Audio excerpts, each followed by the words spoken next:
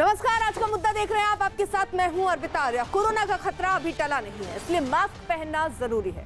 News 18 भी सबसे appeal करता है कि वो मास्क जरूर पहने। पीएम मोदी ने भी कहा है कि इस लड़ाई में मास्क ही हथियार है, इसलिए नेताओं से भी अपील है कि वो अपनी सभाओं और रैलियों में मास्क पहने और लोगों को भी मास्क पहनने के लिए कहें। बात अब महाराष्ट्र की। महाराष्ट्र में जारी सियासी घमासान के बीच बीजेपी नेता आज राज्यपाल से मिले और उनसे दखल देने की मांग की। पूर्व सीएम देवेंद्र फडणवीस ने महाराष्ट्र सरकार पर निशाना साधते हुए कहा कि सीएम की चुप्पी चिंताजनक है, जबकि शरद पवार अपने मंत्री को बचाने में लगे हैं।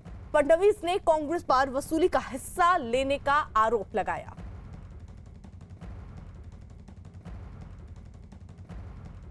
इतनी सारी घटनाएं होने के बावजूद महाराष्ट्र के मुख्यमंत्री जी ने उसके ऊपर एक बयान भी नहीं दिया।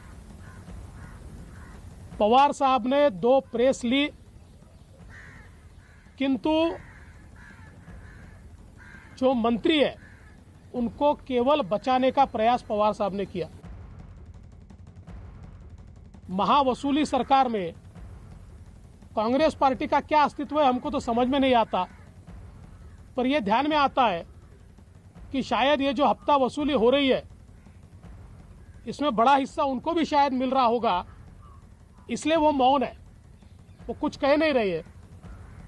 और इसलिए हम उनको भी पूछना चाहते हैं कि भाई आप भी बता दीजिए कि आपकी जितनी सत्ता में हिस्सेदारी क्या उतनी हफ्ते में हिस्सेदारी है। ये भाषण देने की बात नहीं है, एक्ट करने की बात है।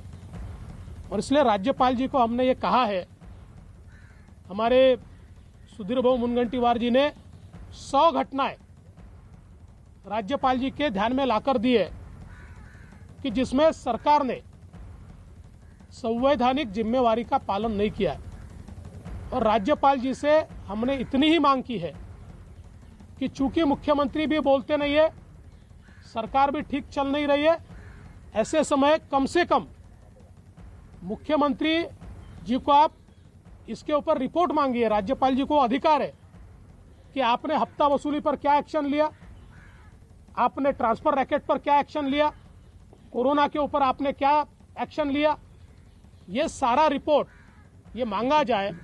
इस प्रकार का निवेदन हमने माननीय राज्यपाल जी को दिया है। कुछ खास सहयोगी इस वक्त साथ हैं। मुंबई से हमारे सहयोगी विवेक गुप्ता साथ हैं, मुंबई से अभिषेक पांडे साथ हैं, साथ ही अब से थोड़ी देर में दिल्ली में सुप्रीम कोर्ट के बाहर से अनुराग ढांडा हमारे साथ होंगे, क्योंकि अब से थोड़ी देर में सुनवाई शुरू होगी, क्योंकि परमवीर सिंह ने दिल्ली सुप्रीम कोर्ट में ही दरअसल अपनी याचिका दाखिल की है।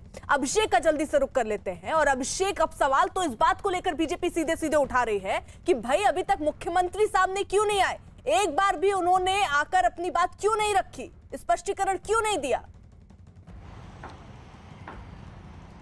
देखिए अर्पिता, बड़ा सवाल मुख्यमंत्री को लेकर के बीजेपी यही उठा रही है कि मुख्यमंत्री की चुप्पी आखिर बहुत कुछ बोलती है।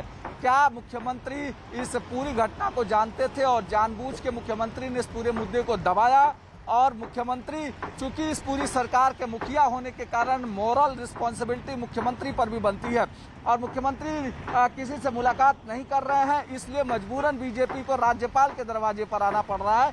यानी कहीं न कहीं अब बीजेपी की कोशिश दिल्ली के बाद महाराष्ट्र में राजभवन पर जाकर के शक्ति प्रदर्शन करने की थी, सरकार पर एक दबाव बनाने की कोशिश थी। इस बीच एक बड़ी खबर है कि एनसीपी ने फिर एक बार अपना रुख स्पष्ट किया है। नवाब मलिक ने कहा है कि इस पूरे मामले में बीजेपी राजनीति कर रही है और जानबूझ के हर सरकार के हर व्यक्ति के ऊपर करप्शन और हर व्यक्ति के ऊपर कहीं न कहीं आरोप लगा रहे। इससे साफ होता है कि ये पूरा मुद्दा पॉलिटिकल था। इसको जानबूझकर एक अधिकारी के कंधे पर बंदूक रख के चलाने की बीजेपी कोशिश कर रही है। अर्पिता, ठीक है, जरा अभिषेक आप रहिए साथ। वहीं पूरे मामले पर शिवसेना ने आक्रामक